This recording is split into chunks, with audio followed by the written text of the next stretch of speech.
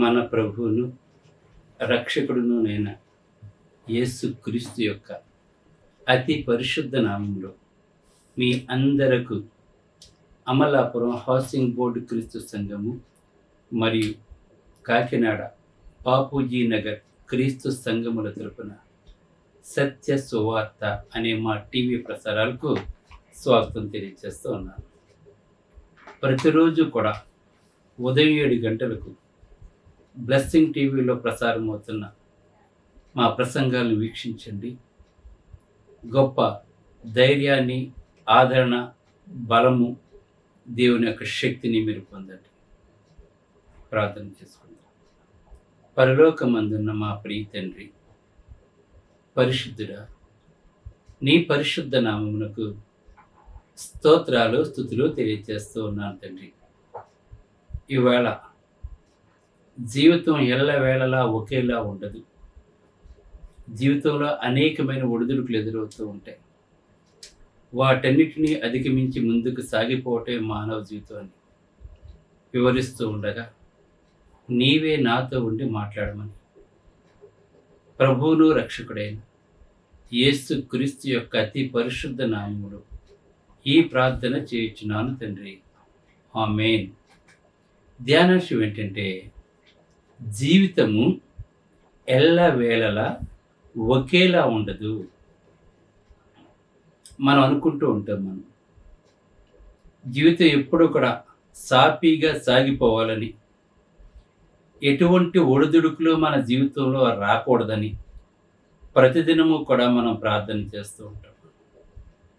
మనం ప్రతిదినము కూడా నెమ్మది కలిగి జీవించాలని ప్రార్థన చేసినా కూడా మన జీవితాల్లో అనేక సార్లు విచారకరమైన సంఘటనలు, బాధ కలిగించే సంఘటనలు, దుఃఖముతో కూడిన సంఘటనలు, వేదనలు, సమస్యలు, శోధనలు అనేకమైనవి మనకు ఎదురవుతూ ఉంటాయి. మనం అనుకుంటూ ఉంటాం, నేను బాగానే జీవిస్తున్నాను కదా, క్రీస్తులో ఉన్నాను కదా, మరి ఎందుకు ఇలా జరుగుతుంది అని నీ మీద నీకే సందేహం కలుగుతూ ఉంటుంది. ప్రతి ఒక్కరి జీవితాల్లోనూ కూడా ఈ 2024 సంవత్సరం 10 రోజులు గడిచిపోయినప్పుడే మనం అనుకుంటూ ఉంటాం, మొదటి రోజున ప్రార్థన చేసుకుంటే ఈ సంవత్సరం అంతా నీ కృపలో మమ్మల్ని నడిపించండి అని. అయినా కానీ మన జీవితంలో అనేకమైన పోరాటాలు చేయవలసిన వారమే ఉన్నాము.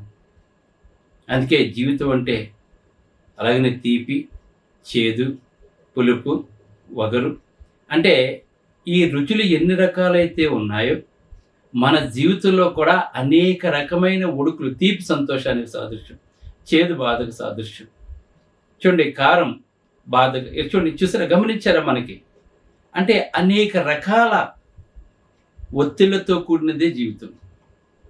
ఎంత లక్షాధికారైనా, కోటేశ్వరుడైనా, ఎన్ని లక్షల కోట్లున్నా కూడా సమస్యలు లేని మానవుడు అంటూ కానీ, బాధలు లేని మానవుడు అంటూ కానీ, అనారోగ్యం లేని మానవుడు అంటూ కానీ ప్రపంచంలో ఎక్కడా కూడా లేడు.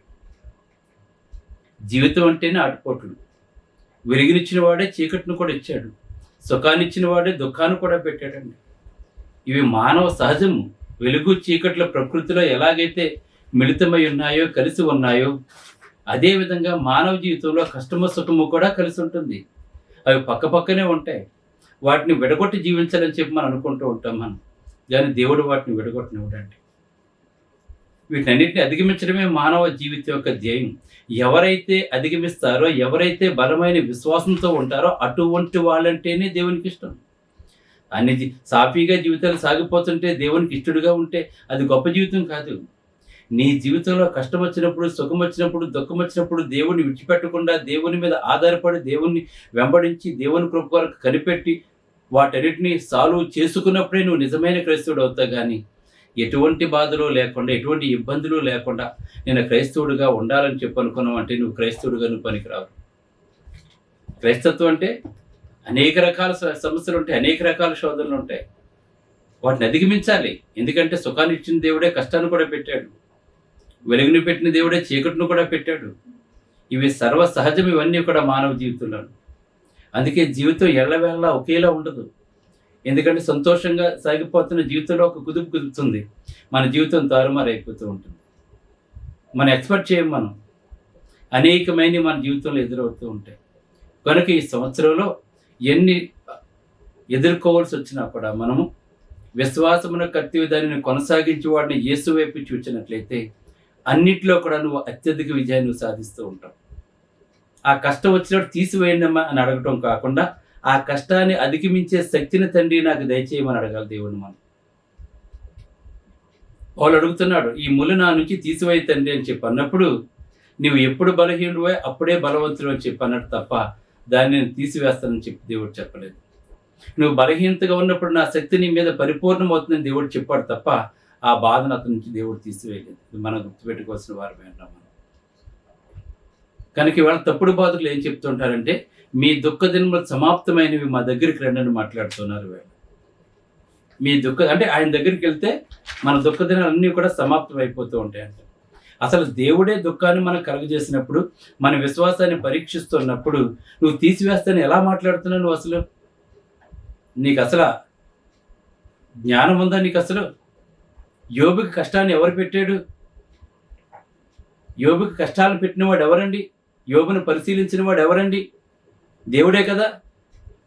మరి నువ్వేమంటున్నావు? మీ దుఃఖ దినాలు సమాప్తం అయిపోయి చెప్పి నువ్వు వెళ్ళి ప్రార్థన చేస్తే దేవుడు తీసేస్తాడా? ఈవేళ మనం చూస్తున్నాం. మనం ఈవేళ కొన్ని చోట్ల వెళ్తున్నప్పుడు మీ దుఃఖ దినములు సమాప్తమని మా దగ్గరికి వచ్చేయండి, అభిషేకించబడిన గొప్ప దైవజనులు అని చెప్పి కింద పెద్ద కొటేషన్ అండి. అంటే దేవుడి కంటే గొప్పవాడువా నువ్వు? మరి షడ్రకు మేషకు అబేద్నెగోలు దేవుణ్ణి నమ్ముకున్నందుకు వారి అగ్నిగుండంలో పడవేయబడ్డారు. దానికి అనుమతి ఇచ్చింది దేవుడా? మరి నువ్వు వెళ్ళి ప్రార్థన చేయకపోవా? బయటకు వచ్చేద్దరేమో వాళ్ళు.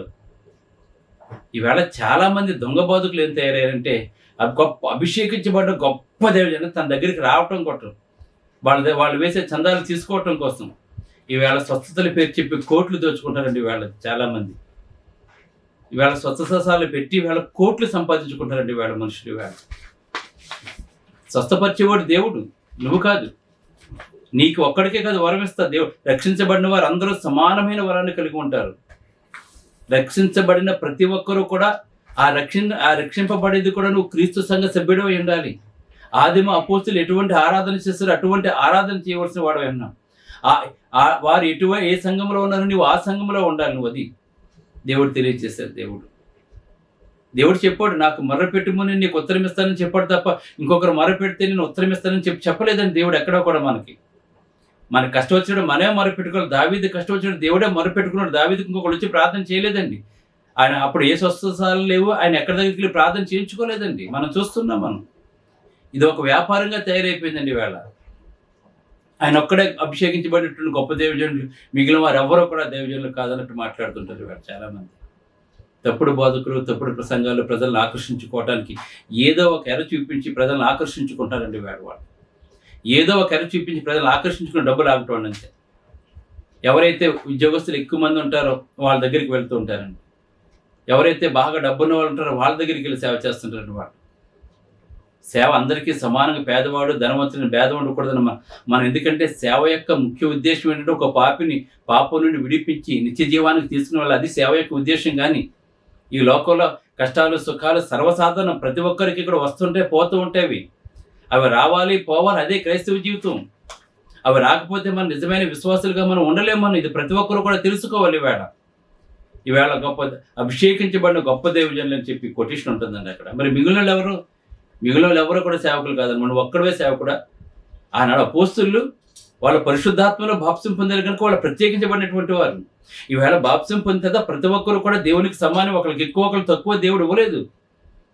నీకు ప్రత్యేకమైన పరిశుద్ధాత్మ వారు ఇంకొకరు అది తక్కువ దేవుడు ఇవ్వలేదండి. అలాగా ఈనాడు కొత్త నిబంధన క్రైస్తవులను మనకు అందరికీ కూడా ఒకే పరిశుద్ధాత్మను ఇచ్చాడు. ఇది మనందరం కూడా తెలుసుకోవాల్సిన వారమైనా మనందరము కూడా. కనుక నాకే ఎక్కువ ఇచ్చాడు, నేను ప్రత్యేకించబడిన వాడిని. ఇంకొక ఆయన అయితే 3 సార్లు పరలోకం వెళ్ళి దేవునితో మాట్లాడని చెప్తున్నాడు. ఆయన ఎంత అబద్ధమో చూడండి. పరలోకం ఎవడైనా సరే ఇంతవరకు ఏ ఒక్కడో కూడా ఆదాము దగ్గర నుంచి మొదలుకొని ఇంతవరకు కూడా ఒక్కడు ప్రభు అయిన యేసుక్రీస్తు తప్ప ఎవరో కూడా పరలోకానికి వెళ్ళలేదండి. ఆయన పరలోకం నుంచి వచ్చినవాడు కనుక ప్రభు అయిన యేసుక్రీస్తు వారు మళ్ళీ తిరిగి పరలోకం వెళ్ళాడండి ఆయన. ఇవాళ చాలా మంది తప్పుడు బోధకులు ఏమైనా మాట్లాడుతున్నారంటే, అమలాపురంలో ఒకరు ఉన్నారండి. ఆ పాంప్లెట్లు కూడా పంచిపెట్టాడు. ఆయన ఏమంటున్నాడంటే 3 సార్లు 50 రోజులు ఉపవాసం ఉండి 3 సార్లు పరలోకం వెళ్ళి దేవునితో మాట్లాడొచ్చాడని చెప్తున్నాడు. పరలోకం వెళ్ళడానికి నువ్వెవరు నువ్వు? ఇంతవరకు ఆదాము దగ్గర నుంచి మొదలుపెట్టి ఎవరండి? అబ్రహాము కూడా ఇంకా పరదేశంలో ఉన్నాడు కనుక పరలోకం వెళ్ళలేదు. పరలోకం ఎప్పుడు వెళ్తాం మనం? యేసుక్రీస్తు రెండవ రాకడలో వచ్చినప్పుడు, అప్పుడు తీర్పు జరిగిన తర్వాత పరదేశంలో ఉన్న వాళ్ళు పరలోకానికి వెళ్తారు. వేదనకరమైన స్థలంలో ఉన్న వాళ్ళు భయంకరమైన నరకంలోకి వెళ్ళిపోతారండి వాళ్ళు. తప్పుడు బోధ, వాక్యం తెలియనటువంటి వారు మాట్లాడే మాట అండి. 50 రోజులు ఉపవాసం ఉన్నాడట, 3 సార్లు దేవునితో వెళ్ళి మాట్లాడొచ్చాడట మాట. అబద్ధపు మాటలు మాట్లాడుతున్నారు ఈవేళ. క్రైస్తవత్వం అపహాస్యం పాలైపోతుందండి ఈవేళ. కనుక జీవితం ఎప్పుడూ కూడా ఎల్లవేళ ఒకేలా ఉండదు. కష్టాలు వస్తాయి. కష్టాలు రావని చెప్పి బైబిల్లో ఎక్కడా కూడా చెప్పలేదు. ఇది మనం అందరం కూడా గమనించాలి. మనం దేవుడు తెలియచేస్తున్నాడు మనకి ఈవేళ. మనకి నిజమైన వాక్యాన్ని వినండి మీరు. కష్టం వస్తాడా? ఆ కష్టం పెట్టినవాడే మళ్ళీ కొన్ని రోజులు పోయిన తర్వాత తీసేస్తాడు దేవుడిది. ఇంకొకడు ఎవరో ప్రార్థన చేస్తే నీ కష్టం పోదది. దేవుడు పెట్టిన కష్టాన్ని మళ్ళీ దేవుడే తీయాలి. దేవుని మీద దేవుడు కష్టం పెట్టినప్పుడు తీసే హక్కు మనకి ఎక్కడది? మనకి అధికారం మనకి ఇవ్వలేదు దేవుడిది. కనుక ఇవన్నీ కూడా మనం తెలుసుకో. వాక్యాన్ని వాక్యంలాగా బోధించాలి మనం ఎప్పుడూ కూడాను. కష్టం వస్తుంది, పోతుందండి. శాశ్వత కాలం మనకు కూడా. యోబుకు కష్టం వచ్చింది, శాశ్వత కాలం లేదండి. శాశ్వత కాలం ఉంటే అతను చచ్చిపోతున్నాడు. అతను కొద్ది కాలమే ఉంటుంది. కష్టం వస్తుంది, కొద్ది కాలమే ఉంటుందండి. అలాగనే అబ్రహాము దేవుడు పిలుచుకున్నాడు. నీ స్వజనమును, నీ తండ్రి ఇంటిని విడిచిపెట్టే, నీ బంధువులు విడిచిపెట్టే. మనప్పుడు అందరినీ విడిచిపెట్టేసి దేవుడు చూపించిన చోటుకు వెళ్ళిపోయాడు. మరి నడిపిస్తున్నవాడు దేవుడే కదా. మరి అతని కష్టం రాకూడదు కదా. ఒక ఐగుప్తుకి వెళ్ళినప్పుడు ఆ రాజు సారా చాలా అందంగా ఉంటుంది చూచి అబ్రహాం ఒక మాట చెప్పాడు, ఇక్కడ ఉన్నవారందరూ దుర్మార్గులు, నువ్వు గనుక నా భార్య అని చెప్పినట్లయితే నేను చంపేసి నేను తీసుకుని వెళ్ళిపోతాను, కనుక నువ్వు నా సహోదరి అని చెప్పమని చెప్పాడండి. మరి దేవుడు నడిపిస్తున్నప్పుడు కరువు ఎందుకు వచ్చింది? ఆ కరువు వచ్చిన గురించే కదా అతను వేరొక చోటుకు వెళ్ళాడు. మరి దేవుడు నడిపిస్తున్నప్పుడు అబ్రహాంకి వెళ్ళే చోటే కరువు రాకూడదు కదా. ఈ దేవుని ఏర్పాట్లో ఒక భాగం ఇది. దేవుని మన జీవన ప్రయాణంలో ఇది ఒక దేవుని యొక్క ఏర్పాటు. ఆ ఏర్పాట్లో మనం ముందుకు సాగిపోవాలి. అక్కడ కరువు వచ్చింది కనుక అక్కడికి వెళ్ళిపోయాడండి. అక్కడ ఉన్న వాళ్ళందరూ దుర్మార్గులు. ఆ రాజు మరీను అప్పుడు ఆ రాజు తన అంతఃపురాన్ని తీసుకుని వెళ్ళిపోయాడండి. అబ్రహాం చాలా బాధపడ్డాడు. అయినా కానీ దేవుడు అబ్రహామును బట్టి ఆ రాజుకు బుద్ధి చెప్పాడు. వస్తాయి పోతాయి కష్టం అన్నది. అవి మనందరం కూడా తెలుసుకోవాలి. మనం యేసేపు తన చిత్తశుద్ధిని కొనసాగించినందుకు అతను జైలు పాలయ్యాడండి. అతను గమనించండి ఇక్కడ మీరు. అతను చిత్తశుద్ధిని చాటుకున్నందుకు జైలు పాలైపోయాడండి. ఇక్కడ మనం తెలుసుకోవాల్సిన విషయం ఏంటంటే కష్టంలోంచే మనకు మేలు ఉద్భవిస్తుందని, మనకి శ్రమల్లోంచే సిరులు వస్తే మనకు ప్రతి ఒక్కరు తెలుసుకోవాలి. మనకు శ్రమలు వచ్చాయంటే సిరులు మనకు స్టార్ట్ అవుతుందని చెప్పి అర్థం చేసుకోవాలండి. ఆనాడు తన అన్నదమ్ములు యోసేపున గుండెలో పడేసి ఐగుప్తీని కనుక అమ్మకపోయినట్లయితే అతను చక్రవర్తి అయ్యుండేవాడు కాదు, తన కుటుంబాన్ని అంతటినీ పోషించేవాడు కాదండి. ప్రతి కష్టం వెనుక కూడా ఒక సుఖం దాగి ఉంటుందండి. దేవుని యొక్క ఏర్పాటు అది. మనం అసలు కష్టమే రాకూడదని చెప్పి అనుకుంటాం. యోసేపు ఆ గుంటలో పడవేసినప్పుడు, ఆ ఇష్మాయేలు కమ్మేసినప్పుడు ఎంత బాధపడి ఉంటాడో. ఇనుము తన ప్రాణమును బాధ పెట్టినని చెప్తున్నాడండి. ఇనుము నా ప్రాణమును బాధ పెట్టిందని చెప్తున్నాడండి. అతను వాళ్ళ సంఖ్యలు వేసి తీసుకెళ్ళిపోతుంటే ఎంత రోధించాడో, ఎంత ఏడ్చాడో. ఆ ఏడ్పుని దేవుడు దుఃఖాన్ని సంతోషంగా మార్చాడు. అతను ఆ రోజున అక్కడ పడబట్టే, అమ్మబట్టే, అతను ఆ చెరసాలకు వెళ్ళబట్టే, తన చిత్తశుద్ధిని చాటుకున్న తర్వాత చెరసాలకు వెళ్ళబట్టే అతను రాజు దృష్టిలో పడ్డాడు. అక్కడ చక్రవర్తి అయ్యాడండి. కష్టం వెనుక సుఖం ఉంటుంది. కష్టం లేకుండా సుఖం రావాలని కోరుకుంటే అటువంటి వాడు క్రైస్తవుడు కాదండి. అటువంటి వాడు క్రైస్తవుడిగా ఉండకూడదండి. కష్టం వెనకే సుఖం ఉంటుందండి. ఆ రెండింటినీ మన జీవితంలో ప్రవేశపెట్టిన వాడు దేవుడు సంగతి మనం మర్చిపోకూడదండి. మనం అసలు కష్టమే రాకూడదని చెప్తే మీ కష్టాలు తొలగిపోతే రమ్మని మాట్లాడతావు. దేవుడు పెట్టిన కష్టం తీసేది నువ్వెవడు? నువ్వు మళ్ళీ తీసేది కూడా దేవుడే. మనకు ఒక అనారోగ్యం వచ్చిందంటే దాన్ని తప్పించేవాడు కూడా దేవుడే. నువ్వెవరో తీసివేయటానికి? దేవుడు తన ప్రజలను చూస్తున్నాడు. దేవుడు ఆయనకి ఏం చేయాలో తెలుసు. ఆయన పనులు ఆయన చేయనివ్వండి. మీరు మధ్యలో ఇన్వాల్వ్ అవ్వకూడదు. దేవుని కార్యాలు చెడగొట్టే వారికి ఇన్వాల్వ్ అవ్వకూడదు దయచేసి. మీరు అందరూ చాలామంది వేళ. అదేవిధంగా యోబు నమ్మకమైన వాడు, నీతిమంతుడు, కానీ సాతాను అతను గరిష్టంగా పరీక్షింపబడటానికి అనుమతింపబడ్డాడండి. అతను దేవుని చేత అనుమతింపబడ్డాడండి. అతను ఒక కష్టం వచ్చిందంటే దేవుడు అనుమతి లేకుండా మనకి ఏది రాదు. దేవుడు చెప్తున్నాడు, నా సెలవు లేకుండా మీ తల వెంట్రుకల్లో ఒకటి కూడా రాదని చెప్పాడండి దేవుడు మత్తయి సువార్తలో. దేవుని సెలవు లేకుండా మనకు కష్టం వచ్చిందని అనుకోకండి మీరు. దేవుని సెలవు లేకుండా మనకు శోధన వచ్చిందని చెప్పి అనుకోకండి. అది ఇవన్నీ కూడా దేవుడే మనకు పెడుతూ ఉంటాడు మనకి. ఇది మనం తెలుసుకోవాలి. మనం అసలు కష్టమే రాకూడదని చెప్పి అనుకుంటాం మనం. ఆ యోబుకి ఆ పర్మిషన్ ఇచ్చినటువంటి వాడు దేవుడే, సాతానికి అప్పగించినటువంటి వాడు దేవుడే. కానీ అతను నిలబడ్డాడు, నీతిమంతుడిగా నిలబడ్డాడు అతను. అదేవిధంగా మనం కూడా నీతిమంతులుగా నిలబడాలి. మనకు కష్టం వచ్చినప్పుడు, శోధన వచ్చినప్పుడు, వేదన వచ్చినప్పుడు మనం నిలబడాలి. మనం పోరాడాలి. బతుకున్న చేప నీటికి ఎదిరి వెళ్తుంది, చచ్చిపోయింది ఏం చేస్తుంది? కొట్టుకుపోతుంది. మన విశ్వాసం కొట్టుకుని పోయేదిగా ఉండకూడదని మంది పోరాడి ఎదురేడాలండి. ప్రభువైన యేసుక్రీస్తు బాప్తిసం పొందినట్లే సాతాను చేత అరణ్యమునకు కొనుపోబడినందండి. అక్కడ మనకి ఖడ్గ మృగాల మధ్యన జీవించండి. ఆయన భయంకరమైన మృగాల మధ్య జీవించండి. సాతాను భయంకరంగా శోధించిందండి. ఆ శోధన సహించాడు యేసు ప్రభు. ఆయనకే తప్పలేదు ఇటువంటివన్నీ కూడాను. దానికి అనుమతి ఇచ్చిన వాడు కూడా దేవుడే. నా జీవితంలో అసలు కష్టం రాకూడదంటే నువ్వు అసలు క్రైస్తవుడివే కాదు. నువ్వు వస్తాయి పోతాయి, అవైతే ఎక్కువ రోజులు మన దగ్గర ఉండవండి. ఎందుకంటే ఆయనకి తెలుసు దేవుడు సమస్తాన్ని చూస్తున్నాడు. దేవుని చిత్తం లేకుండా ఏమీ కూడా రాదు. యోబు నీతిమంతుడే, మరి ఎందుకు వచ్చింది అతని కష్టం? ఎంత భయంకరమైన కష్టం! యోబుకి వచ్చిన కష్టం ఏమైనా నీకు వచ్చిందా? నీకు లేదు కదా. మరి యోబుకి అన్ని కష్టాలు వస్తే మరి నీకు వచ్చిన కష్టం ఎంత? యోబు కష్టంతో పోల్చుకుంటేని మనం గమనించాలి. మనం ఇశ్రాయేలు ఐగుప్తు బానిసత్వం నుంచి తప్పించబడిన తర్వాత 3వ రోజుకే నీళ్ళు లేవండి వాళ్ళకి. నడిపిస్తున్నవాడు దేవుడే, మరి వాళ్ళకి నీళ్ళు లేవు. అక్కడ వదిలేసాడా దేవుడు? అక్కడ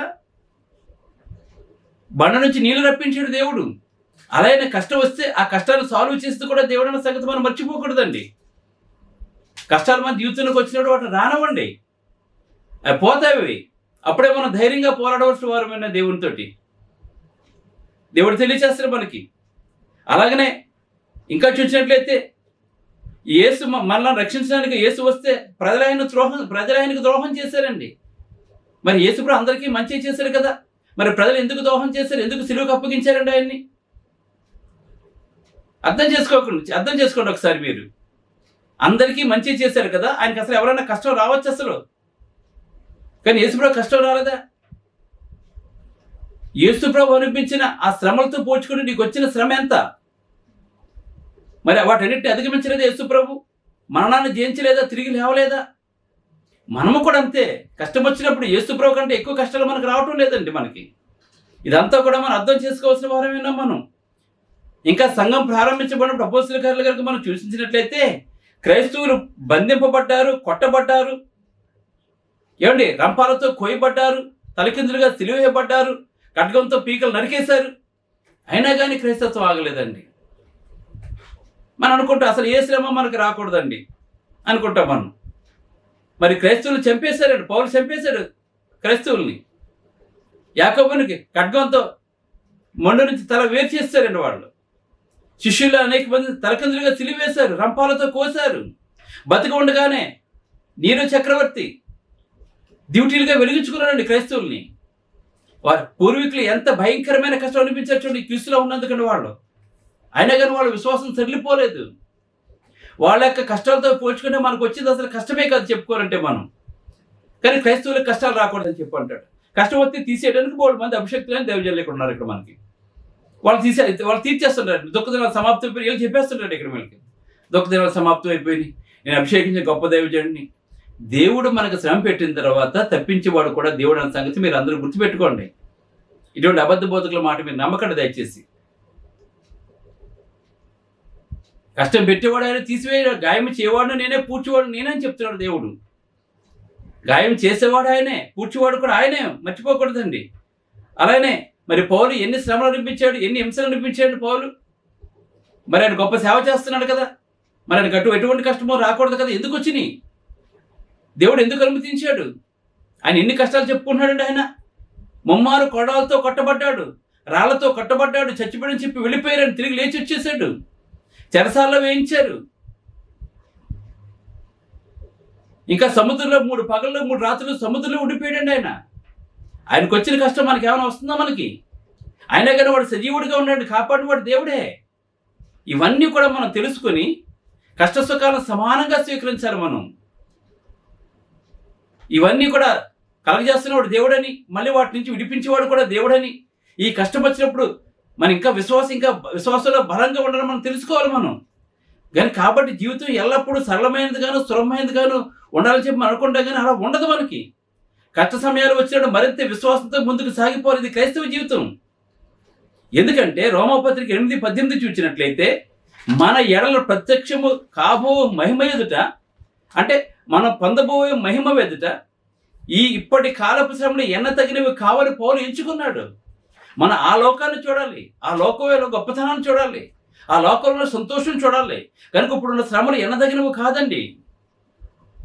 ఇప్పుడు వచ్చిన శ్రమలు పెద్ద గొప్పవేమి కాదు. మనం రాబోయే లోకంలో మనం పొందబోయే సంతోషాన్ని గురించి మనం ఆలోచన చేసినట్లయితే ఇప్పుడున్నవి కూడా కేవలం అల్పమైనవి మనం తెలుసుకోవాలి మనం.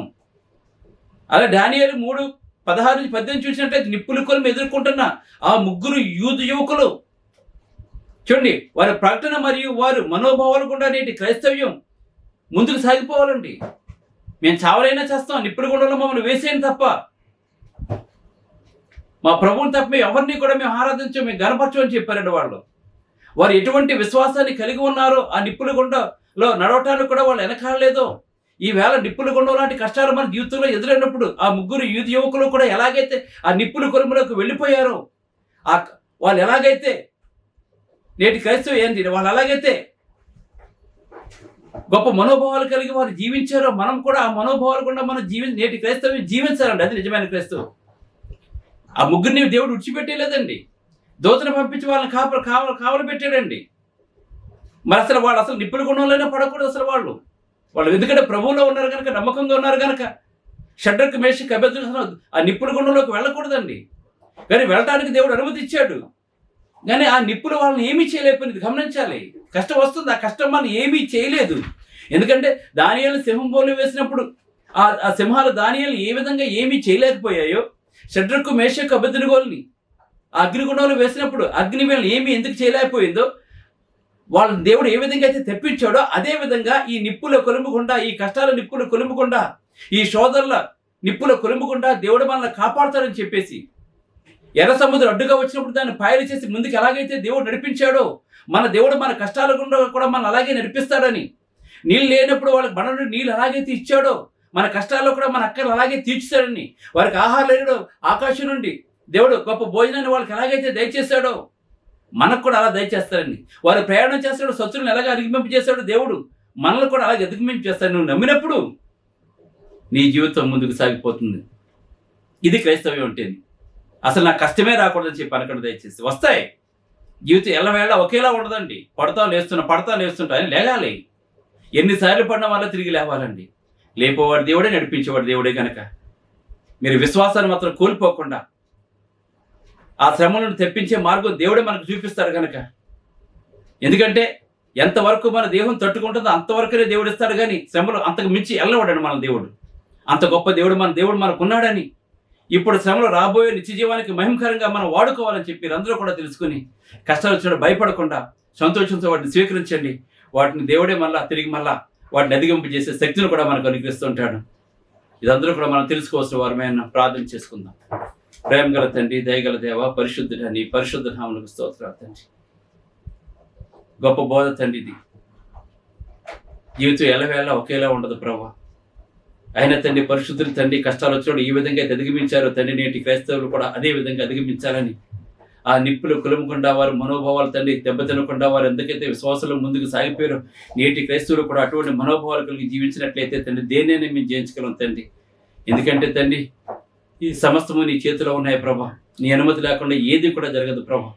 కనుక నేను ఆశించి వారు నువ్వు ఎప్పుడు విడిచిపెట్టిన గొప్ప దేవుడిని ప్రసంగంగా తెలుసుకుని కష్టాలు అధిగమించే శక్తి ప్రతి ఒక్కరికి దయచేసి, ఈ శోధనలు ఎల్లవేళ ఒకేలా ఉండవు గనక ఇవన్నీ కూడా మేము స్వీకరించవలసిన వారు విన్నాం కనుక నాయన, కష్టాలు శోధనలు వేదన వచ్చినప్పుడు వాటింటి నుంచి మమ్మల్ని అధిగమింపు చేస్తండి.